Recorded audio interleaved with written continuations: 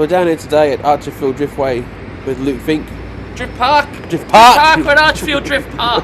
We'll get it right. In Brisbane. So we've got a few questions for you for Life of Motorsport. We appreciate your time helping us out. So how long have you been in the drifting scene for?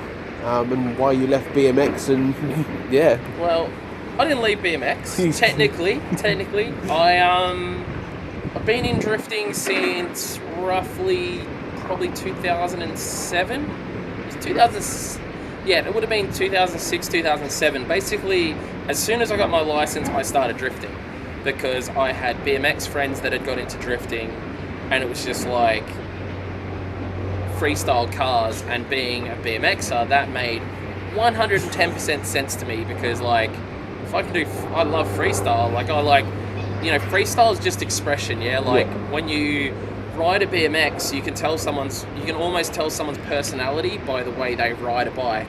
And what appealed for me about drifting is it's a similar sort of thing. Like, you know, you can have personality in the way you drive. Yeah. And you can really tell people's, like, I don't know, you almost tell what kind of personality, you know what I mean? If they could just be like a super like calm dude, and you'll find that they're more like calm and cruisy with their driving. You get guys that are like super aggressive and like ride off their car every time they drive it because they just don't give a shit about anything. Like, I just love the fact that this sport's so much of like an expression, you know, like, and not just, you know, being a freestyle as in when you're driving, but with your cars as well, because, you know, your personality comes through in the way you style your car, and the way your car looks as well. You know, there's obviously, you've got, I think Cheech and Chong are an extreme example, but you look at their cars and it's them. You know what I mean? Like, it's them to a T. Pretty rough around the edges, but they bloody get the job done and they do it well. So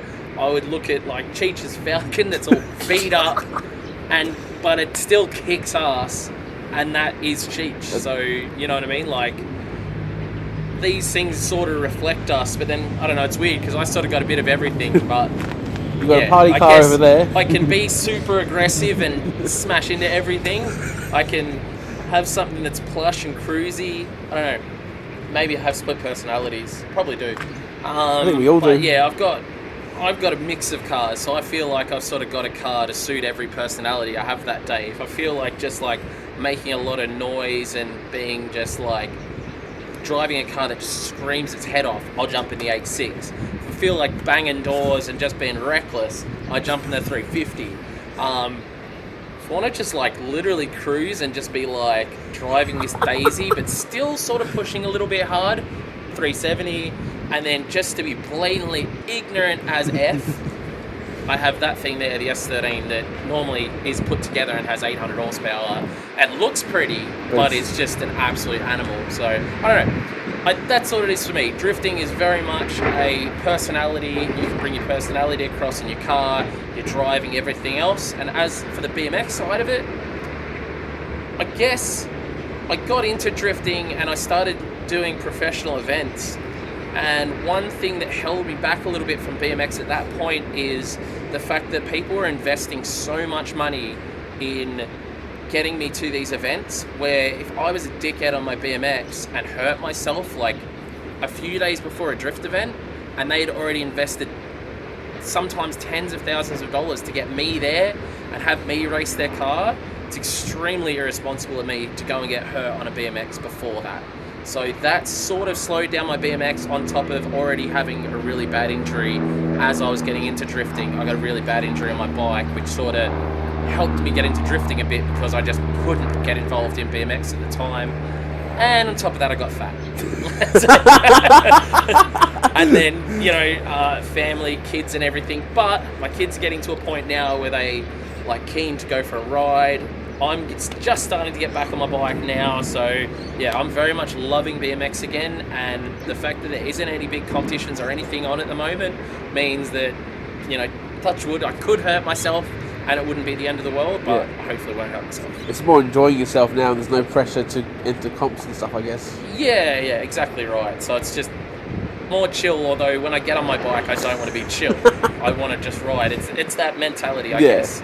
And it sucks because I'm bigger now, my center of balance is way out, and I don't have the same skills or balance I used to have, but in my mind I'm like, why can't I do all I these used to tricks do it that I used before. to do? Yeah. This used to be so easy. Why can't I do it now? It's like, you're like 30 kilograms heavier, dude. Like, relax. So, yeah, and I'm like 37. I'm old. Yeah. Not that old though. Sorry, Corona. So for those who are just starting out in the drifting scene and from the grassroots up and stuff, what's your best advice for them to, go and purchase a car and just send it pretty much? Yeah, so my advice to someone getting into drifting is don't be afraid of getting training, for one. Just using my own drift park as an example, coming here and learning from someone that knows what they're doing, like genuinely learning from someone that knows what they're doing and is good at teaching techniques, you'll save yourself literally tens of thousands of dollars in going to track days and trying to do it yourself. There is times where I'll jump in a car with someone and they've been to 20 or 30 track days, and that adds up a lot.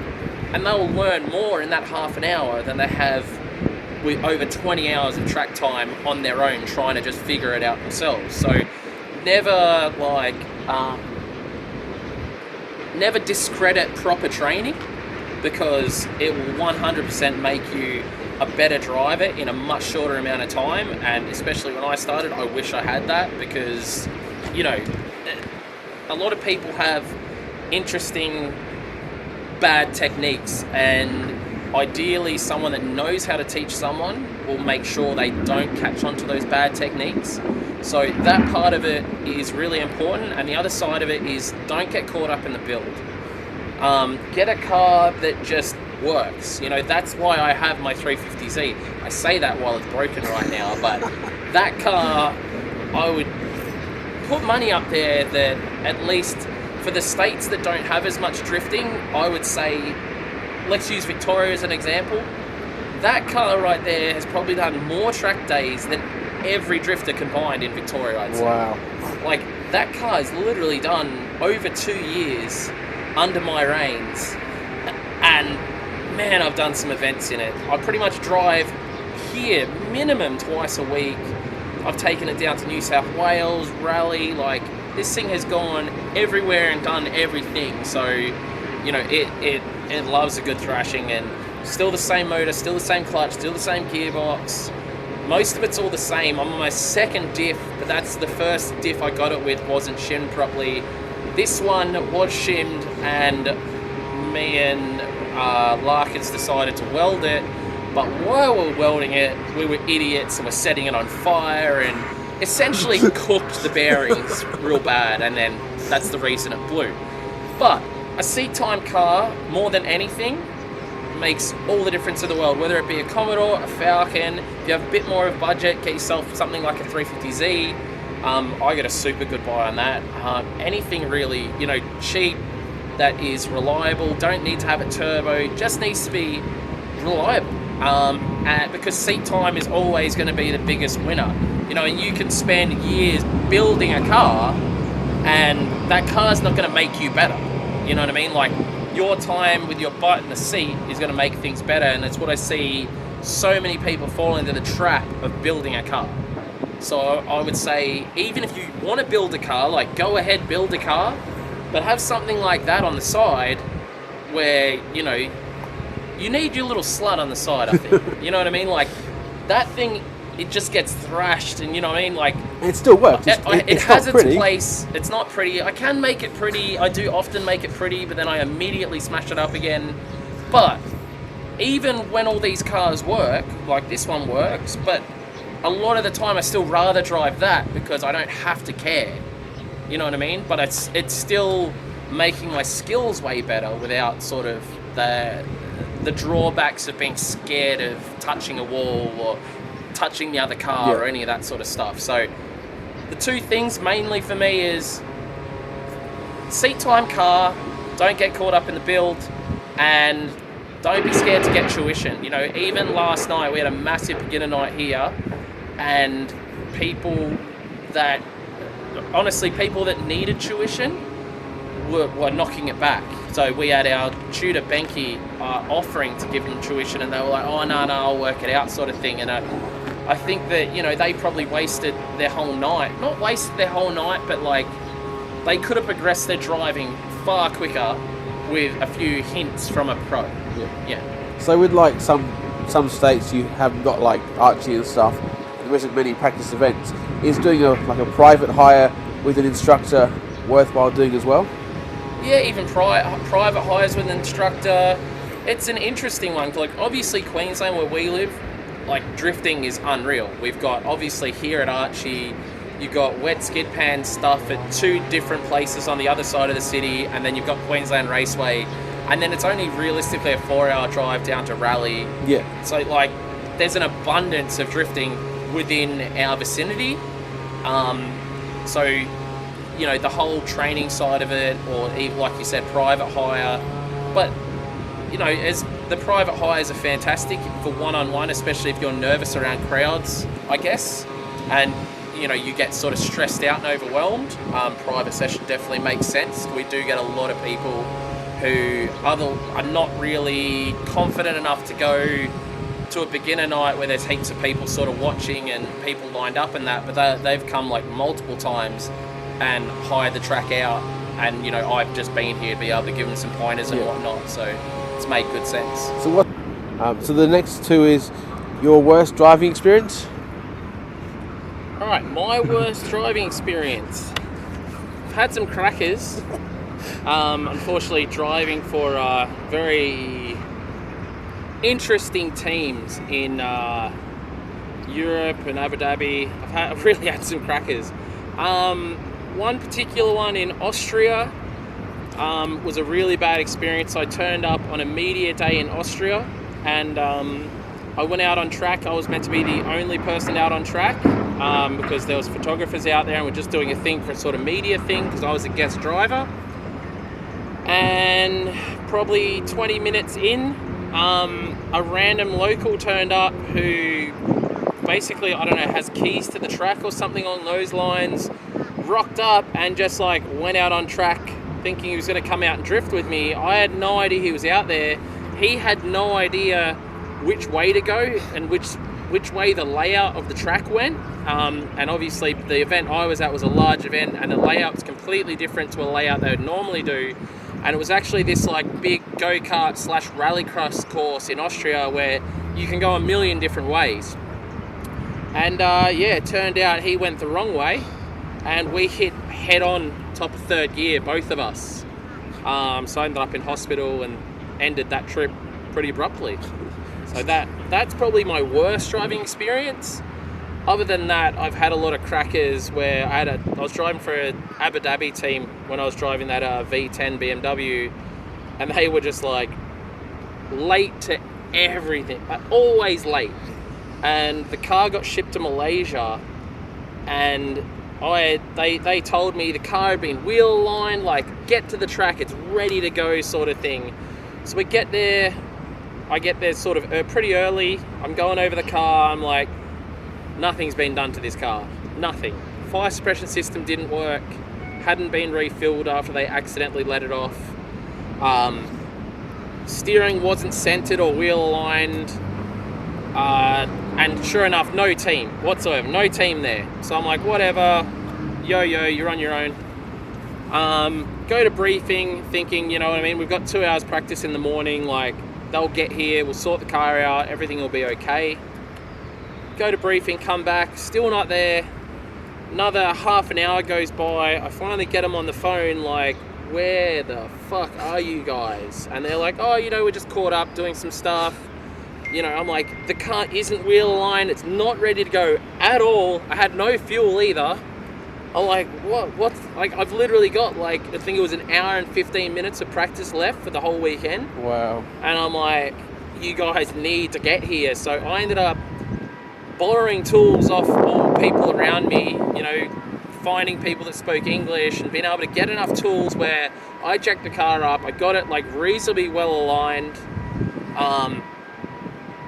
ended up borrowing some fuel, I had no tyres fitted, I had someone who luckily had BMW PCD and was running not the same tyres as me, but I'm like, look, when my guys get here, I'll give you a pair of their tyres, and he was like good as gold. And I think I ended up getting out there in the last 15 minutes of practice, and I did 3 practice laps. The second practice lap, gear knob fell off, so I had no gear knob. It was a cluster, to say the least. And then after practice, about 10 minutes after practice, my team finally arrived. So that was a ripper. So going from your worst, what's your best driving? So your best driving experiences from all your worst that you've had over the years? Best driving experience, ironically, probably was... I would say 2 spring to mind pretty well.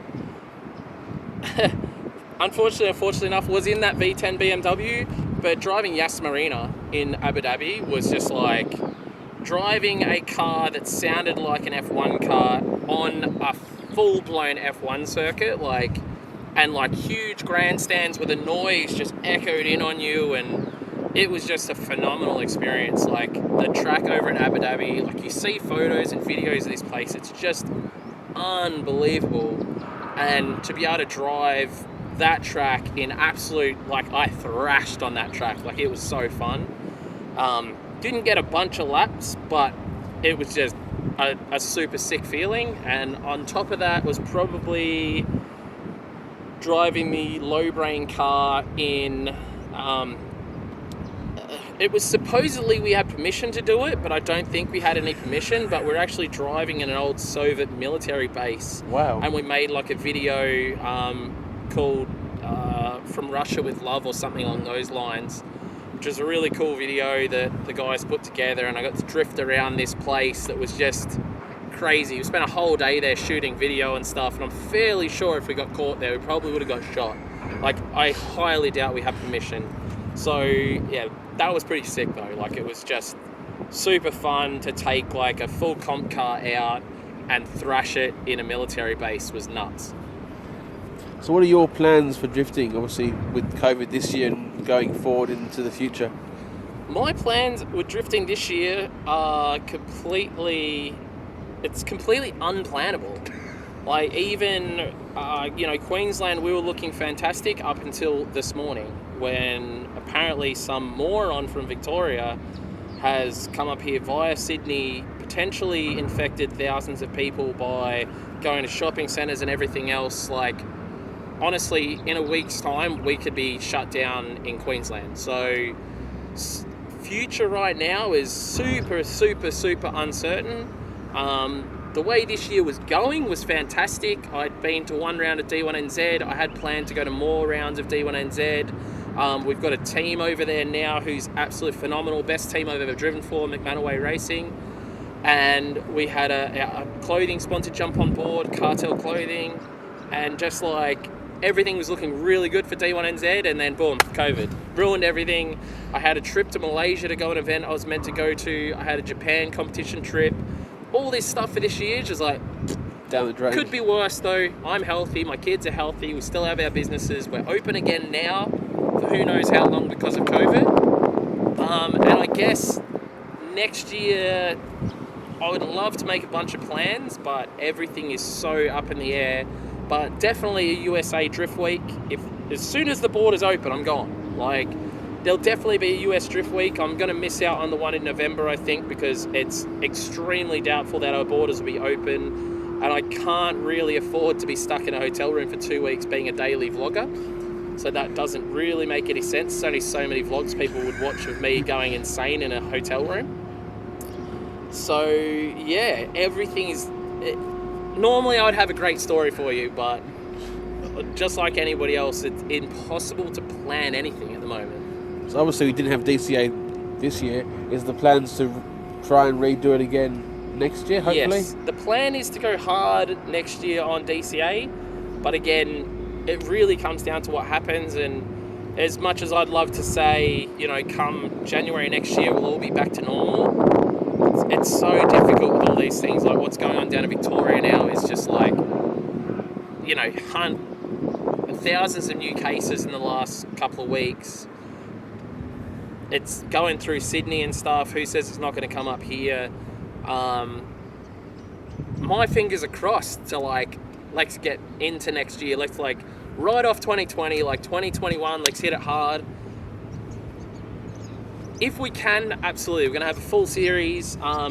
There's changes coming in the series as well as far as tyre rules go. We're actually upping the tyre sizes that people can run, which will make a lot of people happy. And just making some good positive changes. We did have 1 or 2 new tracks on the for the season, but one of them is very much up in the air at the moment. So we were going to be the first ever competition on Pheasantwood Circuit, but yeah, unfortunately that's not going to happen now. So yeah, it's hard to ask questions about the future. I know it is, because we just don't bloody know. Because of that, COVID. So obviously with COVID and that, where do you see the sport in the future for drifting? Like 3-5 years down the line, or? Look, I hope that COVID won't affect the sport as such. It's obviously going to slow down competition side of things because it's extremely hard for promoters to run competitions with a really high risk of losing out big time. You know what I mean? Like, we all love the sport, but promoters, if an event went bad and all of a sudden you couldn't run it, certain events, like to set up Mount Gambier for us is like between $60,000 and $80,000 to set up the event. So if we were to like set up that event, bring an international guest, do everything right, and then all of a sudden like, nope, you can't run, COVID, like, we're done. You know what I mean? That's the end of DCA. So every time we put on a big event, we're putting it on the line essentially. So that's where you really have to weigh up the risk of being shut down by this stuff. So yeah, see, it's sort of more being safe to keep your businesses viable than risk it all on the line and then possibly lose it all in 5 minutes. Exactly right. I could make an ignorant decision and be like, F COVID, like, I'm going to do it, and then like there's no DCAs ever again, or we wait it out till it's like smart to run it again. And the thing is as well, like, it'd be great to run all these like competitions and stuff, but with our current climate as well, we don't really have the money. Like, in the country, a lot of people out of work, and I think it's only going to get worse obviously as the government hands down on all their like charity, giving everybody money. That's going to stop eventually. Yeah. All the job keepers and all that, and I feel like the people that are still in a role now that's being kept just because of JobKeeper, unfortunately, they'll probably lose their jobs, and it's such a shitty situation, but that's going to affect us as well, and that's something I sort of have to think about as a promoter. Like, it's sort of unrealistic to expect 20, 30 Australians to be able to travel to 4 different states and spend thousands and thousands of dollars on a single weekend of competing in this current climate. So that's where it's scary, because even though COVID might stop, all the restrictions might stop in say just say December, it's still going to take so much time for us financially to get where we're at in Australia and the world, I guess. So it's deep. It's getting deep here. Yeah. So the next one is, how did Archie get started, and how did you get involved in this beautiful track that we're here today at? It's beautiful now. We went through a hard time for the. It's much more beautiful now than it was. So I actually helped out as a volunteer with Archie for probably 10 years on and off. Basically, when I didn't have like a crazy job or anything, or any time I had time. And it went through multiple... So it always had one guy that sort of ran the place from the start, but then it would be different drifting shops, essentially. So Option 1 was the first shop that took on the role of sort of running the drifting here, because the guy that owned the place just knew go-karts and mini bikes. So he didn't really know about drifting, but was happy to make money off it. So he would get... these shops and people that like drifting involved to basically run it for him and make some money off it, I guess. And I was working for Option 1, so I ended up coming down here. I was helping with them heaps, just volunteering my time. And then even when Option 1 stopped, I was still down here helping out. and then it went to a place called, I forget their name, it was a shop on the Gold Coast. I started helping them run the drifting here. We ran my very first drift competition, which was like 2012. I actually ran a competition here. I got completely screwed by the guys that ran it, that were like helping me. Essentially, I did absolutely all the work, all the effort, and they were like, you know, the event obviously made some money, and they just took it all. So that was like disappointing, because it was like a lot of it was my word and all that sort of stuff, and helping, you know, getting other pros to come up here, I guess, and put on a good show. And yeah, that was a bit crappy, but even then I still hung around at Archie. I definitely spent a lot of time here driving and a lot of time here volunteering, and then I started hiring the place quite a bit with DCA. Well, not quite, you know, here and there, to run sort of DCA fun events just because it's close to home. And then one day the guy that owned the place sort of hit me up and said, would you be interested in taking over? You know, you already run events here all the time anyway, you know, would it be something you're interested in? He tried to scam me hard.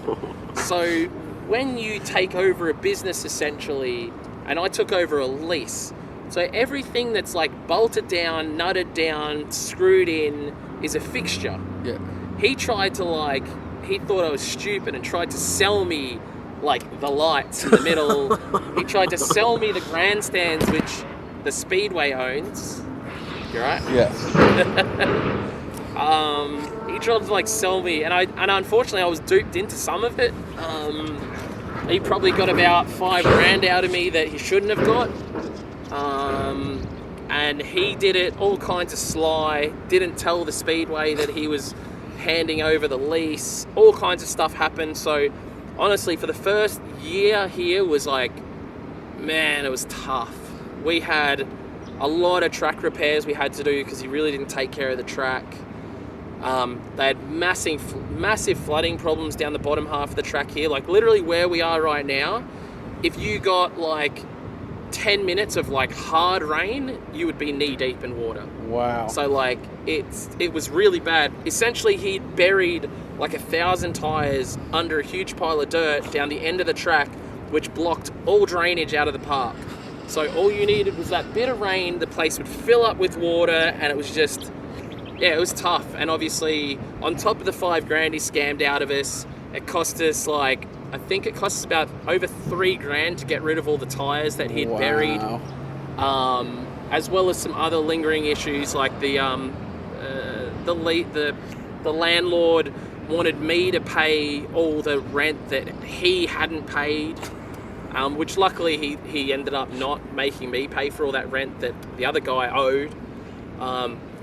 Super scary, man, super scary. And because I didn't really know what I was doing at all as far as owning the track, I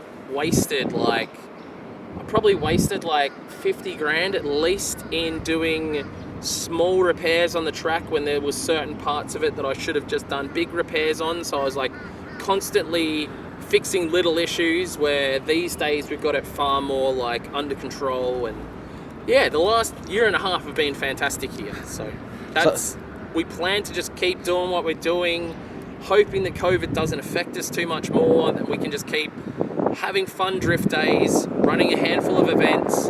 And, you know, at the end of the day, if we can keep money rolling in, it means we can keep doing cool stuff to the track, like this amazing banked corner we're sitting on at the moment, which is like a 10-degree bank. Like, there's nowhere that has anything like this in Australia. So for drifting, this is like unbelievably cool.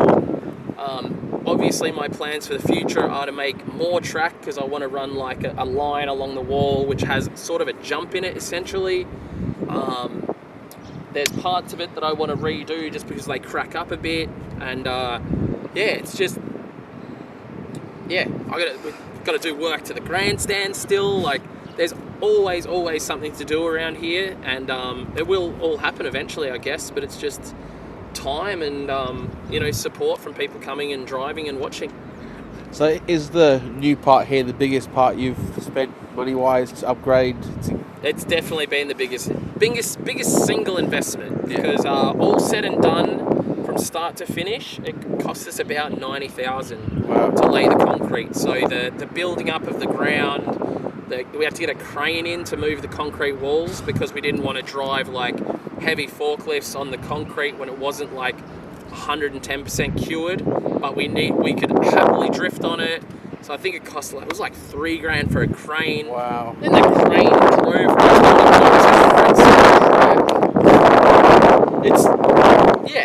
There's just like that by far has been the biggest single investment, but it's an unbelievably good investment. Like, this is not going to break up. It's concrete. It's here to stay. Concrete's here to stay, and it's thick. You know what I mean? Wow. Like, it's not going anywhere. The reason it costs so much as well, we did 32 MPa, which is like super strong, like essentially what you make towers and stuff out of. Like 32 MPa concrete, insanely strong. I think the guy that was doing the cuts in the concrete, he went through like 2 blades just doing the cuts in the concrete. He said like this stuff is like, he's like, because he did the cuts just before we had the crane. Yeah. And he's like, you probably don't need the crane. And I was like, it's already booked. He's like, this stuff is like hard. So yeah, I think we have made a good investment. It's beyond fun to drive. Like, it completely changed the whole track. It's so much faster. This corner used to be like by far the slowest corner on the track, and now it's like just as fast as the rest of the track. And now for some reason our bigger corner down there, where you get into our bigger corner, is probably the slow part of the track now, which is unbelievably cool. So I don't know, man, this place is just, it's such a sick thing, and everywhere needs one of these. Like, every city should have a little Archie, because like it takes up no space. It's in an industrial area. It's next to an airport. Like, we have noise restrictions. It's easy. Keep to your noise restrictions. Make sure you don't piss the neighbours off, essentially. And you've got an unbelievably cool place to be able to hang out and go. It can be run cheaply. If the person running it's not greedy, you know, like it's $80 to drive for 4 hours and $10 to come and watch. Like, it literally doesn't get any cheaper to go drifting, like anywhere in the world. So, and that goes back to the whole practicing thing, you know, keeping events and practice nights cheaper so they can come here and just send it and learn. It makes such a big difference to the scene. I think that's why there's so many drifters here in Queensland, because it's so damn accessible. Like, I'll use Victoria as an example because I'm from Victoria originally. There's not many drift days, so the idea of having a track car is like, you know, people don't really want track cars because they only get to use them, if they're lucky, say once a month. And these days maybe twice a month, because there's a couple other dudes running events and stuff down there. But like, it's very few and far between, where we've got guys that we literally see weekly. You know, like, there's guys that are here, like, or even the beginner nights, you know, they're on every second Tuesday. Like, they are here every second Tuesday getting practice in. So it's worth having a track car. You know, you can have a beater, and even better with my drift park, we offer storage. So we get guys like 1, 2, 3, 4, 5, 6, 7. Like, we got like 10 guys here at the moment that store cars here. They literally just rock up, go to Blackheart's tyre shop that's here at the shop, get the tyres fitted, thrash the car, put it back away, give us the keys that we put in our lockbox, and they go home. They don't have to worry about getting a trailer, loading up, any of that shit, you know. Like, for a lot of people as well, if you live in a city, the idea of having not only a trailer, then you need a vehicle that's capable of towing, so you need to have like a 4-wheel drive or something decently big, and then your track car as well. Like, people just don't have that space. Like, I don't have that space at my house, and I live, you know, out of the city. Like, I don't have room for a tandem trailer in my current house. Like, I would not be able to keep the trailer. I'd have to like lock it up out the front to a power pole or something. Well, there's no power poles. I'd have to lock it to a tree. So the idea here of you're not needing to hire a trailer, you're not needing to tow, you really just rock up, jump in your car, go thrash it, and at the end, put it away. If there is an issue with it, you hit up Larkins or any other local shops like Blackheart's if you need some fab done, Larkins if you need mechanical, and you can get your car sorted literally here at the park. So it's like, it doesn't get any more accessible than it is here in Brisbane. You know, like, I firmly believe every city needs one. And if I had money, a shitload of money, I would set up one of these in every city because it's just too good. It's a good idea. You've got everything here you need. You haven't got to go anywhere. Turn up, have fun, go home. You literally, food and drink, tyre shop. We don't have petrol. And it's something I've genuinely looked into, but I would need like hazardous thing and all that because it's explosive, blah, blah. So I've decided against it, but I was literally thinking about putting in essentially a fuel bowser. I was going to basically put in a big fuel tank, like a 1,000-litre fuel tank with 98 in it. Yeah. So, the amount of guys we get here that run out of fuel and whatnot. So that was something I genuinely thought about, but yeah, I put that in the too hard basket. Service stations, there's literally like 5 service stations within a few minutes from here.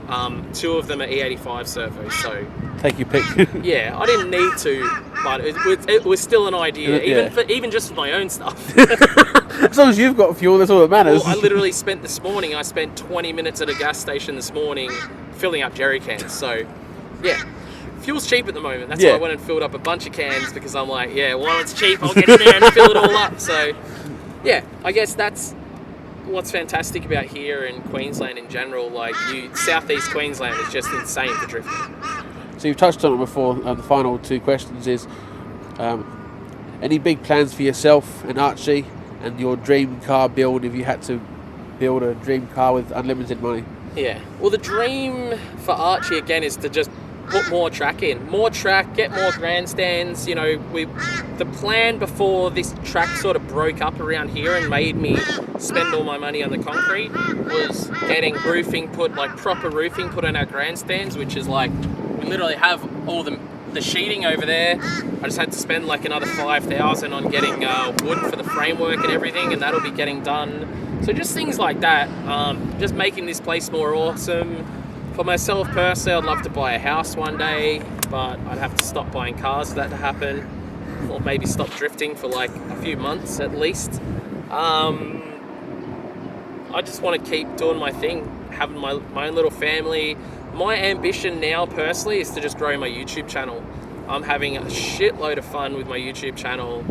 It's just getting me motivated to do stuff that I want to do anyway, but it's just giving me that extra like kick in the butt to get it done. And in some weird way, I actually save a shitload of money because rather than paying someone to do work on my car, I'm like more motivated to do it because I'm like vlogging about it and it makes it a bit more fun. So, my main ambition is to keep pumping out the vlog stuff and hopefully it takes off more, because as much as I love like the pro drifting side of things and competitions, it can be stressful. And it's also, I've had a bit of bad luck with like bad teams that just stress you out and stuff, and that side of it's not worth it if it's like stressful. I guess it's not meant to be easy, but there's stuff that's been unnecessarily stressful, and I don't love driving in competitions that much where I want to like be sad about it sort of thing. But I think for me personally, the idea of doing vlogs is I can just go drifting. It doesn't matter what kind of drifting. A lot of the people that watch the vlogs are just super stoked to see, any stuff I'm doing drifting, whether it be competition or just having fun with everybody and, tandeming with my wife and beating her up while drifting. It's so fun. There's no downside to the vlogging, other than, being up at sometimes 2 o'clock in the morning editing a video. But I really enjoy that side of it, and if you're watching this, go subscribe. I was going to say, for those who absolutely go subscribe. I was going to say, for those who haven't seen you before, where can they find you and how they can support you and the track? And so I have merch available right here. You've got some. I've got some on too, yeah. LukeFink.com to grab merch. But yeah, check out my YouTube channel. Just look up my name, Luke Fink, on YouTube. The channel will pop up. I literally drop videos every single day.